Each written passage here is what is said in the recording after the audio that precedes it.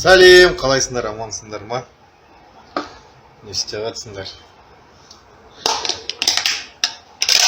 Хан не болды? Хан иеміз не болды біздің хан иеміз?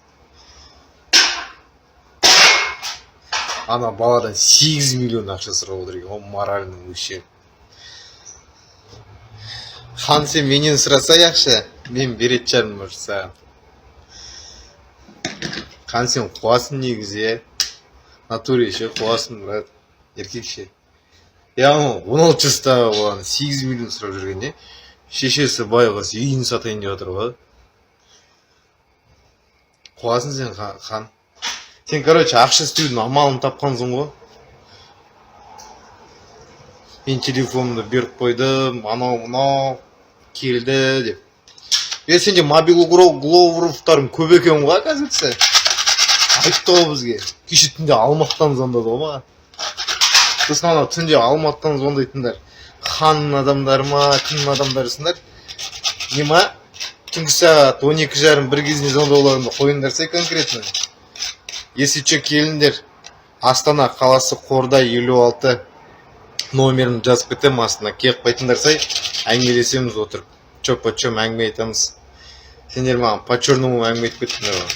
Хан сұраса да, мұраса да, саған қандай қатысы бар деп. Просто маған 16 жастағы баланы жалко болды, әйдік жалко болды, еркекше бар ғой. Мен де інім сияқты балалар ғой, әр қазағым жалғызым дейді. Просто өзің салдыңды, порнаңды. И адам, блядь, бас істеймін, адам өзінің интимный отношениесі видеоға түсірмейді ғой. Сен даже әйелің даже несі жоқ екен де. Согласие беріп түсіріп тұрған әйеліңді кішкене кетіп қалған ғой, походу, конкретно. Екеуің согласиемен істепсіңдер ғой енді. Согласиемен түсіріп тұрсыңдар. Адам деген оны түсіріп, өздері салып, еще біреуден көре салу деген, ол понятие болмайды ғой. Сен видеоны сатып жүрген ғой, 22 миллионға. Естіп жатырмын ғой өкіл жүзі. Көріп, конкретно естіп жатырмын ғой. Сен маған қозғалсай уголовный делай. Ашсай, көрейік. Сосын сенмен соттасып қайтайын мен.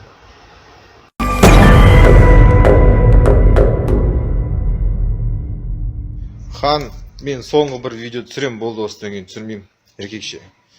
Қазақта сөз бар. Жас өспей ма, таңдайыңды теспей ма дейді.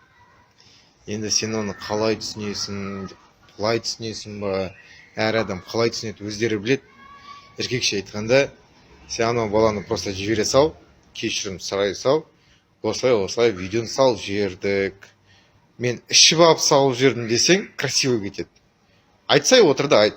Осындай қалайы, халқы, мен ішіп алдым, кішкене қызу болдым, мас болдым, алып видеоны салып жібердім. Әйеліміз екеуміз ішіп алдық дей сал. Зор кетеді. Әйеліміз екеуміз ішіп алдық. Отырдық та салып жібердік те. Ол жерде ешқандай саған не жоқ конкретно. Солай айтсаң, зор кетеді. Біз солай салып жібердік. Ешқандай мақсатымыз болған жоқ, артық басқамай ішіп алып, миымыз істемей қалды. Видеоны салып жібердік деп солай аккуратно шығып кетсең, болды. Просто анау бала шырылдап жатыр. Мен шынымды айтайын. Мен мысалы өзімді сол баланың орнына қойып тұрмын да, Құдай бетін ауа қылсын. Маған сондай кінә тартып жатса, анау, енді Аллаға шүкір, у меня язык без костей, брат, ты знаешь? Вот я тебе кое-что покажу. Көрме, тілім даже кесілген. У меня язык без костей. У меня в языке кости нету. Ты моего языка не остановишь.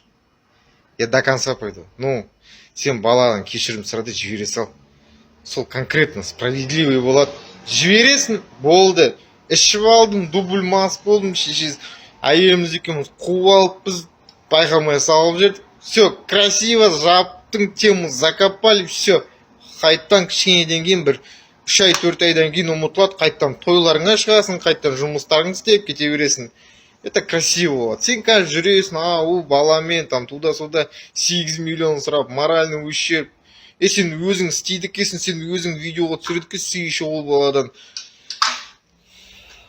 Жана тағы да айтамын, мынандай скрытый камера қойып қойса, сол жерде спрос басқа болады. Ол жерде сен өзің істегенсің. Просто мойның алды, кетіп қал, бітті, все красиво болады. Тему закопали, все.